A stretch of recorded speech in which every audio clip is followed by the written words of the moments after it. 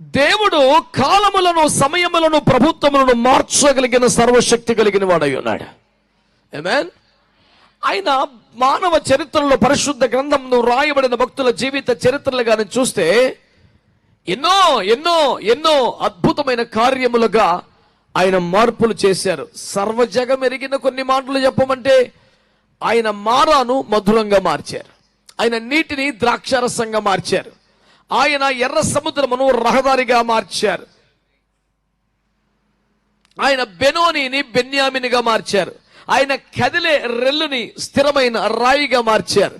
దేవుని బిడ్డలారా, మరణమునే జీవముగా మార్చారు, శాపమును దీవెనగా మార్చారు. అసలు ఆయన మార్చలేదేమిటి? సమస్తమును మార్చగలిగిన దేవుడు. స్తోత్రం చెప్పండి ఒకసారి. హల్లెలూయా. ఇదిగో దేవుని వాక్యంలో రాయబడింది, సమస్తమును మార్చువాడు. మనం ఆరాధిస్తున్న దేవుడు, ప్రార్థిస్తున్న దేవుడు, మన కొరకు వస్తున్నాడని ఎదురు చూస్తున్న మహామహిమ కలిగిన దేవుడు ఏమైనా చేయగలడు, ఏదైనా మార్చివేయగలడు.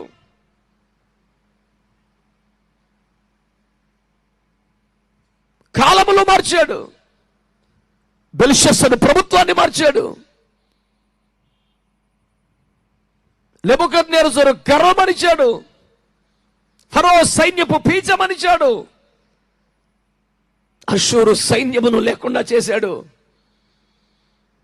ఆయన ఏమైనా చేయగలడు, సమస్తమును మార్చగలిగిన వాడు.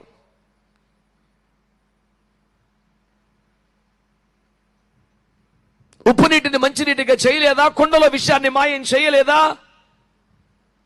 ఆఖరి చుక్కలు మిగిలిన కుండలో నుండి అప్పులన్నీ తీర్చలేదా? ఏం చేయలేదు ఆయన? ఒక ఉగ్రవాదిని అపోస్తలుడిగా మార్చలేదా? పసిబాలుని ప్రవక్తగా మార్చలేదా?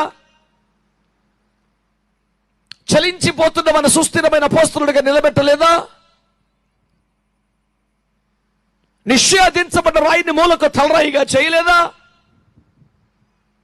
ఆయన సమస్తమును చేయగలడు, ఆయన సమస్తమును మార్చగలడు. ఇది చరిత్రలో నిరూపించబడ్డ సత్యం.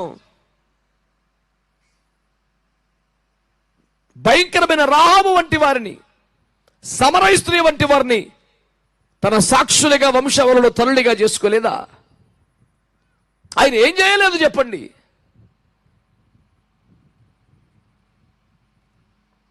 రూతు వంటి విధవరాలిని, ఎస్తేరు వంటి అనాథ పిల్లను రాణులుగా మార్చేయలేదా? ఏం చేయలేదు? విచిత్రమైన విషయం ఏమిటంటే, ఏదైనా మార్చగలిగిన దేవుడు.